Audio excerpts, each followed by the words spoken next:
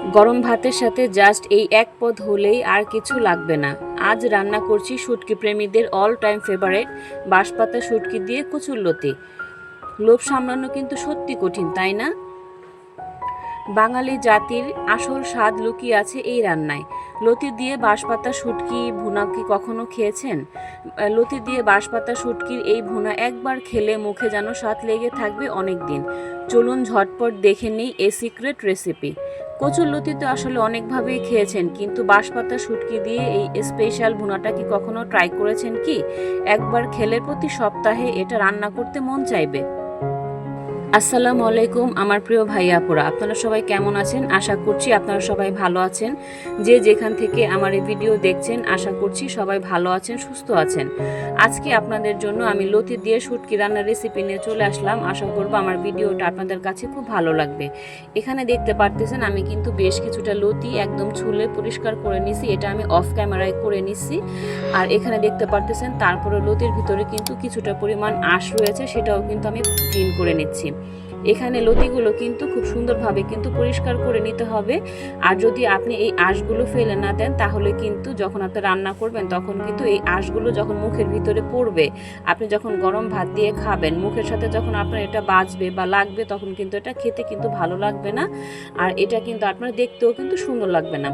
তাই আমি লতিগুলো একদম সুন্দরভাবে ক্লিন করে নিলাম। কচুর লতি দিয়ে অনেকভাবেই খেয়েছেন, কিন্তু বাঁশপাতা শুটকি দিয়ে এই স্পেশাল ভুনাটা কি কখনো ট্রাই করেছেন কি? একবার খেলে প্রতি সপ্তাহে এটা কিন্তু রান্না করতে মন চাইবে। আসলে লতি দিয়ে কিন্তু শুটকি মাছ দিয়ে কিন্তু অনেক ধরনের শুটকি দিয়ে রান্না করা যায়, কিন্তু আমি আজকে বাঁশপাতা শুটকি দিয়ে রান্না করছি। আপনাদের হাতের কাছে যে শুটকি থাকবে সেটা দিয়ে কিন্তু রান্না করে নিতে পারবেন। আর আমি আজকে ঘরোয়া উপকরণে খুব সহজভাবে আপনাদের রেসিপিটা করে দেখাবো। আশা করব আপনাদের কাছে খুব ভালো লাগবে। আসলে আমি আমার প্রত্যেকটা রেসিপিতে কিন্তু ঘরে থাকা উপকরণ দিয়ে কিন্তু সব কিছু দেখাই। জানি না আপনাদের কাছে কেমন লাগে, কিন্তু আমি কিন্তু সবসময় ঘরে থাকা উপকরণ দিয়ে আমার রান্নাগুলো আপনাদেরকে আমি সহজভাবে দেখানোর চেষ্টা করি। আশা করব আমার রেসিপিটা আপনাদের কাছে খুব ভালো লাগবে। আর আমার রেসিপিগুলো আপনাদের কাছে কেমন লাগে অবশ্যই আমার কমেন্ট বক্সে একটু জানাবেন। আর আমার ভিডিওটা যদি ভালো লাগে তাহলে অবশ্যই একটা লাইক দিয়ে আমাকে একটু সাপোর্ট করবেন। এখনও পর্যন্ত যারা লাইক দিতে ভুলে গেছেন, অবশ্যই একটা লাইক দিয়ে ভিডিওটা দেখা শুরু করবেন। এখানে দেখতে পারতেছেন লতিগুলো কিন্তু আমি আমার পছন্দ মতো সাইজ করে কেটে নিচ্ছি। আর লতিগুলো একটু মোটা থাকার কারণে আমি মাঝখান দিয়ে একটু ফালি করে নিচ্ছি। এটা আপনারা করতেও পারেন, নাও করতে পারেন, কিন্তু ফালি করলে কি হবে, এটার ভিতরে মশলাগুলো সুন্দরভাবে ঢুকে যাবে। আর এখানে দেখতে পারতেছেন আমি কিন্তু কিছুটা বাঁশপাতা শুটকি নিয়ে নিছি। এগুলো একদম কেটে ধুয়ে একদম পরিষ্কার করে নিছি। আর এগুলো আমি কিন্তু একটু মানে ভালো করে ধুয়ে পরিষ্কার করে নিছি। শুটকিটা অবশ্যই গরম পানি দিয়ে ধুয়ে নেবেন, তাহলে কিন্তু খেতে ভালো লাগবে। আর এখানে দেখতে পারতেছেন চুলার ওপরে একটি কড়াই বসানো হয়েছে। এখানে পর্যাপ্ত পরিমাণ সয়াবিন তেল দেওয়া হয়েছে। এখানে বেশ কিছুটা রসুন কুচি দিলাম, তারপর দিলাম পেঁয়াজ কুচি। এই শুটকির আসল সিক্রেট হচ্ছে এই রসুন। এই রসুনটা যদি আপনি ব্যবহার না করেন, তাহলে কিন্তু আপনার শুটকি কখনোই পারফেক্ট হবে না, বা লতি দিয়ে যে শুটকি রান্না করতেছেন এটা কিন্তু কখনোই পারফেক্ট হবে না। এখানে দেখতে পারতেছেন বেশ কিছুটা লবণ দিয়ে দিলাম। এখন ভালো করে পেঁয়াজ আর রসুনটা হালকা বাদামি কালার করে আমি ভেজে নিচ্ছি। অনেকে শুটকি রান্না করেন, আপনাদের অভিযোগ থাকে যে লতি কিন্তু গলায় ধরে বা গলা চুলকায়, এরকম একটা বিষয় থাকে। কিন্তু আমি আজকে যেভাবে রান্নাটা করে দেখাচ্ছি, ইনশাল্লাহ আমার রেসিপিটা ফলো করলে আপনাদের লতি রান্না করলে কখনোই গলায় কিন্তু ধরবে না বা গলা কিন্তু চুলকাবে না। আমার রেসিপিটি ফলো করে রান্না করে দেখতে পারেন, ইনশাল্লাহ নিরাশ হবেন না।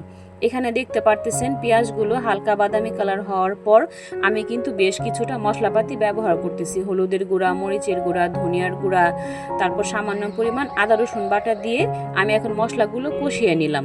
কষানোর পর আমি যে শুটকি ধুয়ে রেডি করে নিয়েছিলাম সেই শুটকিগুলো সব দিয়ে দিলাম। এখন এই শুটকিটা দেওয়ার পর এই মশলাটা কিন্তু আরও বেশ কিছুক্ষণ কষিয়ে নিতে হবে। এমনভাবে কষাতে হবে যাতে মশলা থেকে খুব সুন্দর একটা ফ্লেভার বের হয়। মশলা যত ভালো করে কষাবেন, যে কোনো তরকারি টেস্ট কিন্তু খুব ভালো হয়।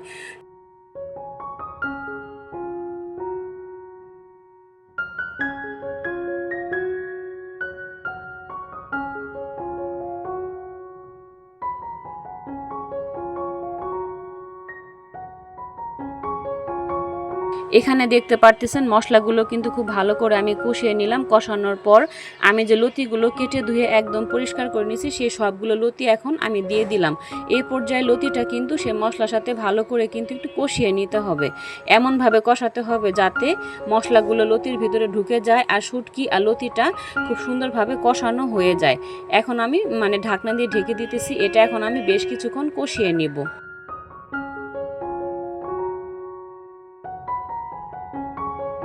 এখানে দেখতে পারতেছেন আমি কিন্তু ঢাকনা দিয়ে লতিগুলো কষায় নিতেছিলাম, তো ঢাকনাটা সরিয়ে দিলাম। আলহামদুলিল্লাহ লতির কালারটা দেখেন আমার কতটা সুন্দর আসছে। এখানে কিন্তু ঠিক এইভাবে করে কিন্তু লতিটা কষায় নিতে হবে, কোনো প্রকার কিন্তু পানি ব্যবহার করা যাবে না। পানি ব্যবহার করলে কি হবে, লতিগুলো একদম ভর্তা ভর্তা হয়ে যাবে আর সে ভর্তা রেসিপি খেতে কিন্তু ভালো লাগবে না। এখানে দেখতে পারতেছেন লতিগুলো ভালো করে আমি একটু নাড়াচাড়া দিচ্ছি। এই পর্যায়ে আমি বেশ কিছুটা কাঁচামরিচ দিচ্ছি। আমি আমার পছন্দ অনুসারে ঝালটা ব্যবহার করতেছি, আপনারা চাইলে কম বেশি করে নিতে পারবেন। আর দেখেন এখানে রান্নাটা কিন্তু আমার প্রায় শেষের দিকে একদম হয়ে গেছে। তো আমার রেসিপিটা আপনাদের কাছে কেমন লাগলো অবশ্যই কমেন্ট বক্সে কিন্তু জানাবেন, আর অবশ্যই লাইক দিয়ে আমাকে একটু সাপোর্ট করবেন। আর আমার চ্যানেলটি সাবস্ক্রাইব করে রাখবেন, তাহলে কিন্তু আমি যখন কোনো ভিডিও দিব সবার আগে আপনাদের কাছে নোটিফিকেশন চলে যাবে।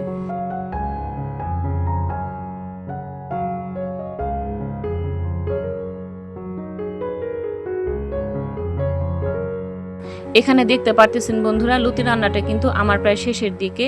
তো লতিটা নামানোর আগে আমি এখানে বেশ কিছুটা ধনিয়া পাতা কুচি দিচ্ছি। আপনারা যদি ধনিয়া পাতা পছন্দ না করেন সেই ক্ষেত্রে স্কিপ করতে পারেন, কিন্তু আমার কাছে ধনিয়া পাতা খুব ভালো লাগে, এজন্য আমি একটু বেশি পরিমাণে দিয়ে নিচ্ছি। বলতে বলতে কিন্তু আসলে অনেকগুলো কথাই বলে ফেললাম। আমার কথার মাঝে যদি কোনো ভুল ত্রুটি থাকে অবশ্যই আপনারা ক্ষমা দৃষ্টিতে দেখবেন। তো বন্ধুরা আজকে এ পর্যন্তই, আবার দেখা হবে নতুন কোনো রেসিপিতে। সে পর্যন্ত আপনারা আফরোজা কুকিং রেসিপির সাথেই থাকুন। আর দেখেন এখানে লতিটা কিন্তু আমার রান্না হয়ে গেছে, দেখেন কতটা পারফেক্ট হয়েছে মাশাআল্লাহ, দেখতেও কিন্তু অনেক লোভনীয় হয়েছে। তো আপনারা এইভাবে করে একবার রান্না করে দেখতে পারেন, অনেক ভালো লাগবে। আপনারা সবাই সুস্থ থাকবেন, ভালো থাকবেন। আসসালামু আলাইকুম।